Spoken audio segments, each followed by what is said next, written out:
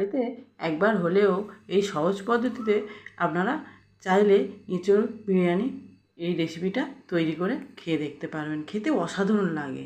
আমি প্রথমে একটা কড়াই নিয়েছি, তাতে কিছুটা পরিমাণে তেল দিয়ে তেল গরম হয়ে আসলে তাতে কুচি করা পেঁয়াজ দিয়ে লাল করে ভেজে তুলে নিতে হবে।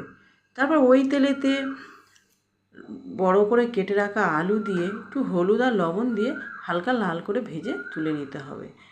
তারপরে কড়াইতে আরেকটু কিছুটা পরিমাণে তেল দিয়ে তাতে আগে থেকে বেটে রাখা আদা রসুন আর শুকনো লঙ্কা মিহি পেস্টটা দিয়ে তাতে লবণ হলুদ দিয়ে মশলাটাকে একটু কষে নিয়ে তাতে সিদ্ধ করে রাখা এঁচোড় আর আলু একটু দিয়ে নাড়াচাড়া করে তাতে ফেটিয়ে রাখা টক দই, কেওড়া জল, গোলাপ জল আর বিরিয়ানি মশলা দিয়ে একটু নাড়াচাড়া করে নিয়ে উপরে বেরেস্তা দিয়ে একটু কষে নিলে তৈরি হয়ে যাবে এঁচোড় কষা।